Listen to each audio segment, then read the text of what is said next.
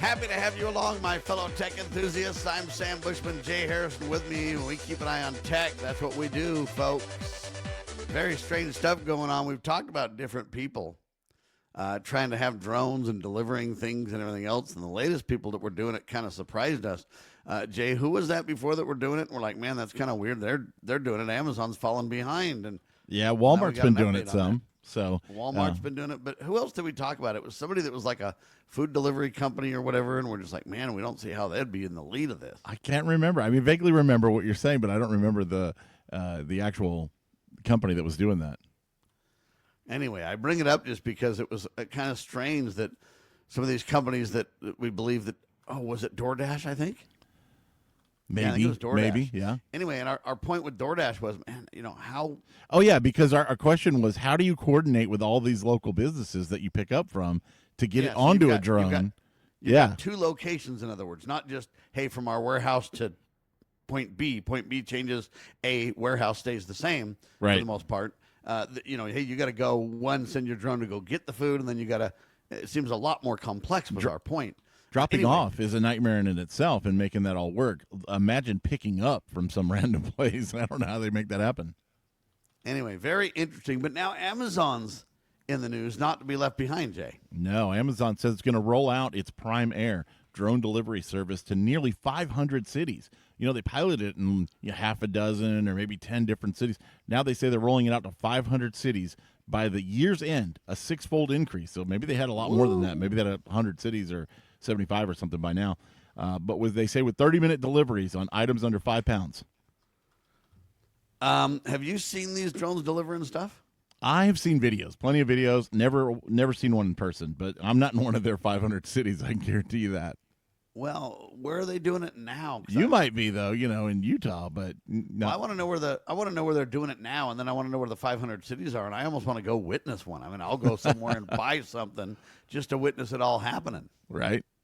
It won't be long. I think you're going to have them though. I think you'll have them dropping. You're in a suburb. You're in a bigger city. You'll have them dropping it off in your backyard or something. Sam. And what do? They give you a little code. Then when it lands, it's locked, and then you go up to it and punch in the code and get your stuff. No. Usually they tell you it's coming and they lower it down and then drop it from a lower height, but the drone stays up out of the. It doesn't land and let your stuff off. It drops it from a safe height and a safe package kind of thing. All right. Well, just hope the wrong person doesn't find a way to intercept that like they do with key fobs and stuff, and just be like, "I'm here," and they're like, "Drop your stuff," and boom, somebody rolls and takes their stuff. We'll have aerial porch pirates. Well, I bet they already have photos of the event occurring, right? Yeah. I wouldn't be surprised. Jay was there and took Sam's stuff, man. Get him. I'm sure Sam gets a lot of cool stuff delivered to his house, though, so it'd be a good target. No, I would not be a good target because I have a door cam and everything else, and so I'd be a bad target. If you come out in my front yard and drop off one of those dudes, I'm surveilling them while they're surveilling me. He's prepared. That's how that works. You know what I mean? Yep. Counterterrorism.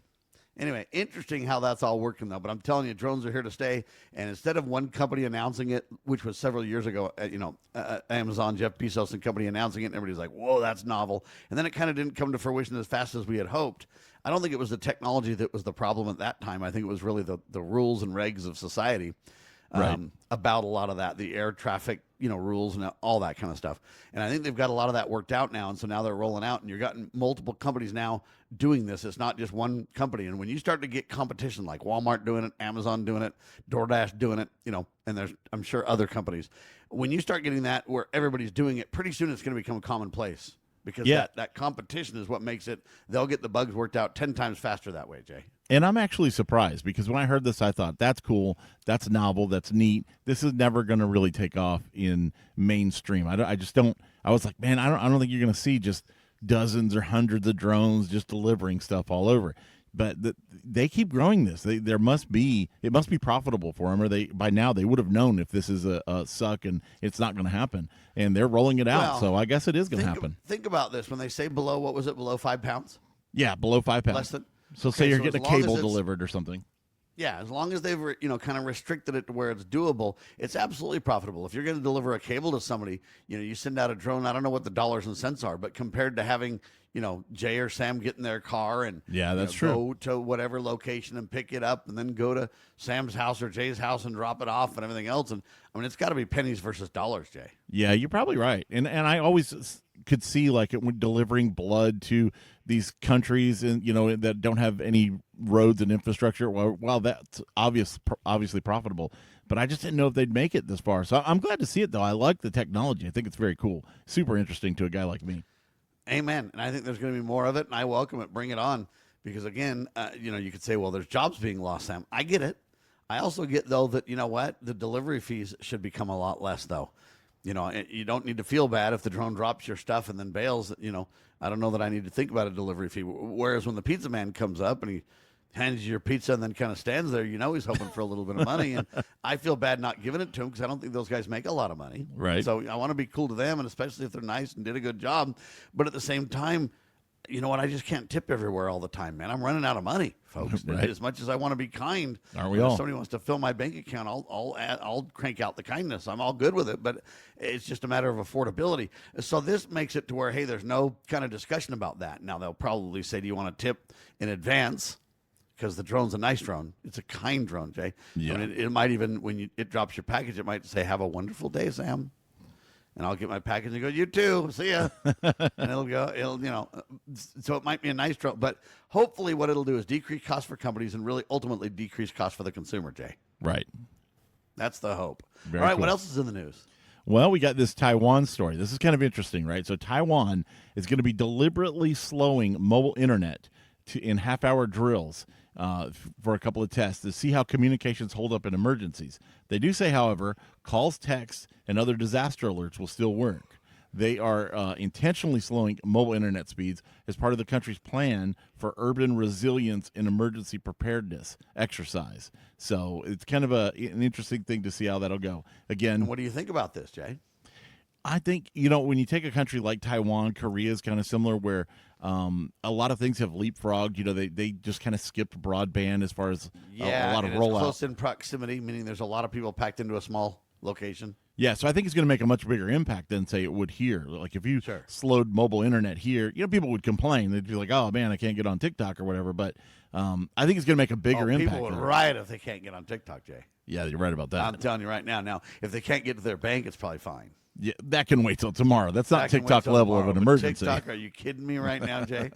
No, you're right though, and I think but I think even though it might be frustrating for some people, and you don't like the government having control of the internet, right? Exactly. Yeah. To where they can do that in the first place. What I'm telling you is, from a political point of view, that can backfire quickly if the wrong people have their hands on the switches. But it's kind of I smart. will say, though. from a preparedness point of view, it's a very wise thing to do, Jay. I agree. And they're only doing it for half-hour blocks, so it's not like it's the end of the world. They do say residents are advised to complete important downloads, online transactions, and mobile payments before the exercise, and they did give the timeline and the times that it would be out and stuff. Yeah. So I think it's kind of smart. It's kind of interesting, and I think they're going to get a lot of good data from it. Well, and that's the point, the good data. So the reality is, if they can, develop a stronger, more stable, more, I don't know what you want to call it, pivotal technological system out of it. In other words, if it slows down to this and that because of this reason or that reason, can you pivot and pull this lever or do this or do that to still allow the most important communications to happen and things? There could be a lot of real upside to this if they do it right, Jay. If they're That's not right. tyrannical in their thinking and they really care about the people, and their real goal is to say, hey, if we really have a incident or whatever you want to call it, then we'll be able to respond in these ways. I mean, I think overall it could be really good if their intent is pure. It could be incredible. I think it's also interesting that, number one, they're not slowing down SMS or messing with that. Same with the voice calls. But they're just slowing the data. They're not even stopping mobile data. So if you have applications like, for example, Telegram runs really thin data-wise. I mean, it can run on old Android phones and these free phones and these not even smartphones like the flip phones and stuff. I mean, unless you're doing video and all that kind of stuff, it's just really basically chats, and it's just little blips of text, right? Yeah, exactly. And so it may get people to think a little bit more about that.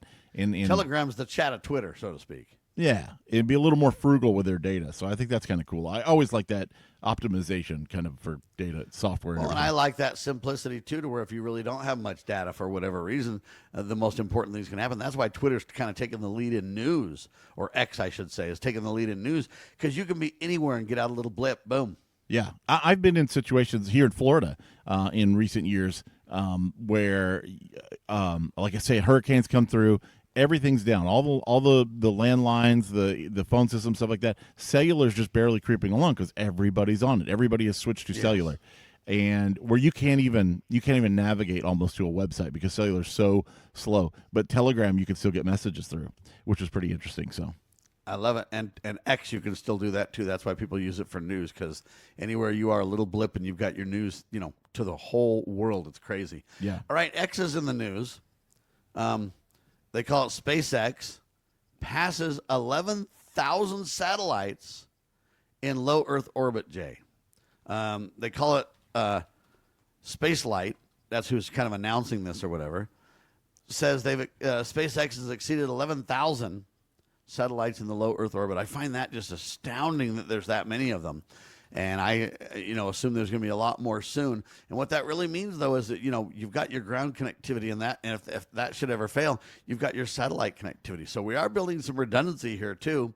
We are. And for people like you that use Starlink and some other things like that, this just means more stable connectivity for sure. That's right. And not only that, but we've covered in a previous episode where Musk and SpaceX are going to be rolling out as a fourth carrier option for cell phones, not just for Starlink with your own equipment to get broadband, but where your cell phone will work anywhere on the globe with no special extra hardware.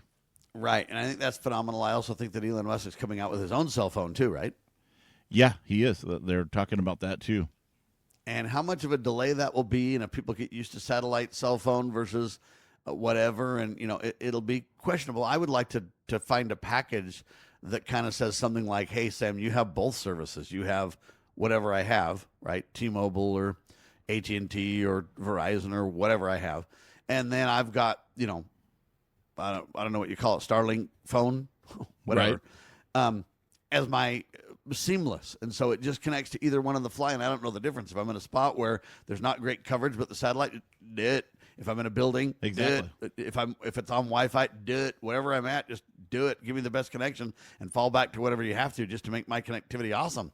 That's what I'd like to see. And I think that's coming. I think it's already here. You have SOS, satellite SOS on most iPhones now, modern ones, and it's doing that kind of stuff anyway where you can get a text message through. You may not be able to make a phone call or do, TikTok data, for example, but you can get some basic kind of service through that. And I think we'll see a blend like that where you may get, you can put multiple eSIMs in phones too. So you may have your T-Mobile or your Verizon card as your primary, and you might have a SpaceX secondary SIM for data when you're, in a national forest somewhere or climbing a mountain. All right. We got a quick break, I think, Jay. We do indeed. All right, ladies and gentlemen, listen. It's important to understand who we are. We're Tech Watch. We keep an eye on tech. Brought to you by NetworkProvidersInc.com. If you want a free assessment of your IT needs, would love to help you. NetworkProvidersInc.com. And we take care of security, an incredible help desk. We've got strategic consultants and more about AI, security. just everything IT, we do it. NetworkProvidersInc.com.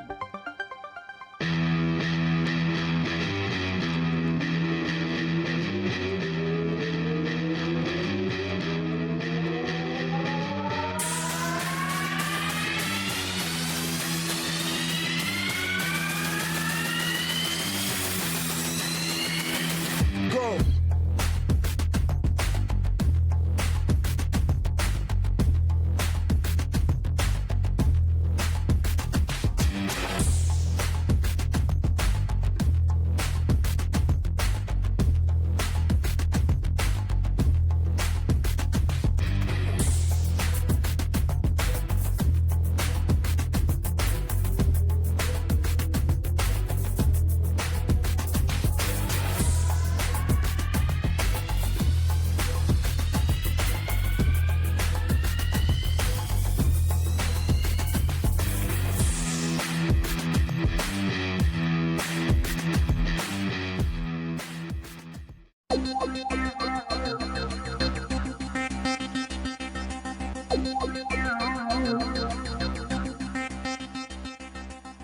We keep an eye on tech, and we're certainly talking tech. Welcome to the show, everybody. NPITechGuys.com is the website where you can check out the videos, the audio, and a whole lot more. NPITechGuys.com. We're also available on Rumble and YouTube and just about everywhere. Spread the word, share the love. If you'd like us on a radio station near you, get a hold of your station. Tell them to reach out to NPITechGuys.com. Would love to partner with people in your area. All right, this guy's name is Simon Hill, and he's a writer for TechCrunch. And he came up with a pretty cool, interesting experiment that I'll tell you about in a second. But, we've talked over the years about, these electric lawnmowers, these electric vacuums, and then these ones that are robot lawnmowers and robot vacuums, and they vacuum your floor. And some people love them. I've got some people in my family that love them and have one and just use it.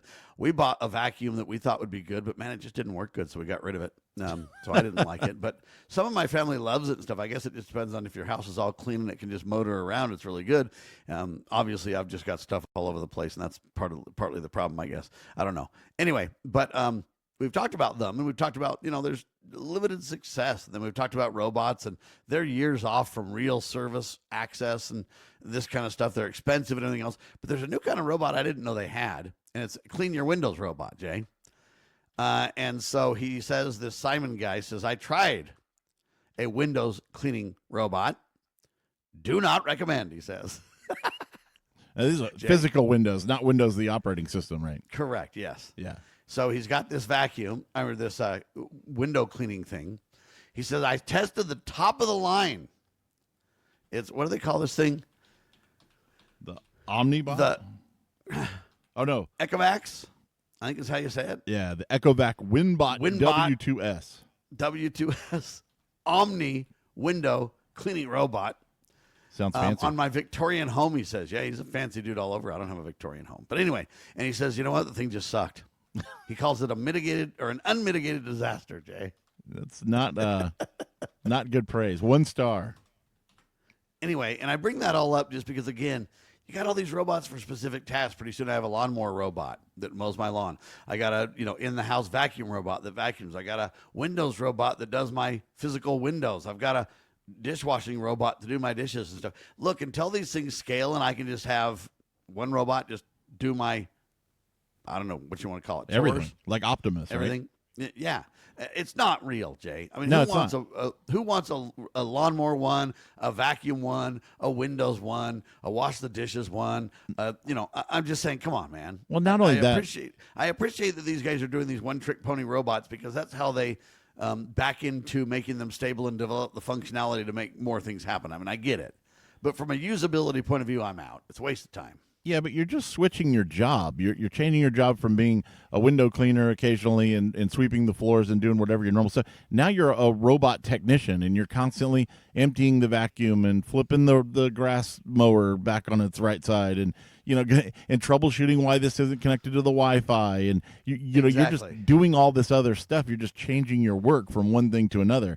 And it becomes very tedious. He says this thing gets stuck at the bottom of the window in the thing, and I've got to go and get it stuck. And that's part of the reason that I got rid of my internal vacuum, because it would just get stuck in places and just sit there and try to get out of it and stuff. And then it couldn't get back and charge itself, so it would come home 3 hours later and find it dead. And it's just like, all right, stop.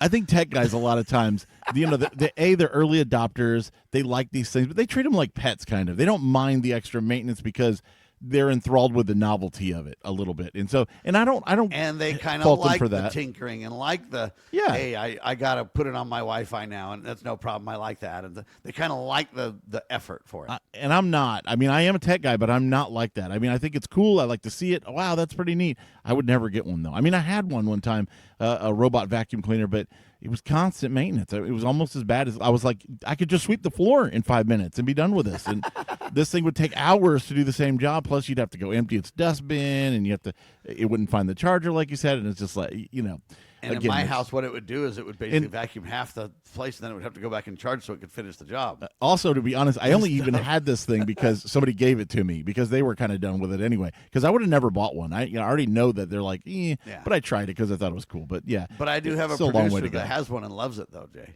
Yeah. I know people that have them, and they use them all the time. And he doesn't have kids, though. It's the guy I'm thinking of that you're talking about.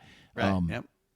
I think kids also mess with them, right? They like to play with them. They'll turn them over. They'll whatever. Well, or they'll get in the way because the vacuum will whatever, and they'll stand Especially there. littles Fun that for it don't to know the bump difference. into them, right? Or they want to do it on purpose to see if they can force it to go a certain way, or they want anyway. It just messes with things. Anyway, or they have toys on the ground that trip it up and stuff like that. Or if you have pets, they can interfere with them too. So I understand the coolness, but I do want to see, like you're saying, and I've said it before, I want the Rosie from the Jetsons, the Optimus bot or whatever, that can do any of this stuff. He can go grab my push mower out of the garage and mow the lawn. He can pick up a washcloth and wash the windows, or whatever. He can roll in and do the dishes and take out the trash. Come on. I want him to get in my car and go pick up a pizza, It's like, come on. Well, I don't want that. I just want the drone to deliver my pizza. Don't mess with my car. Just leave it alone. I don't want to. Now you want one that does everything, that can drive you around. Then you don't have to have a smart car either. If you have a smart robot that can do everything, it's like the Swiss Army knife of robotics. You don't have to buy a... Well, and that's the question is, are we going to have these single robots that do everything, or are we just going to put robotics in every device? So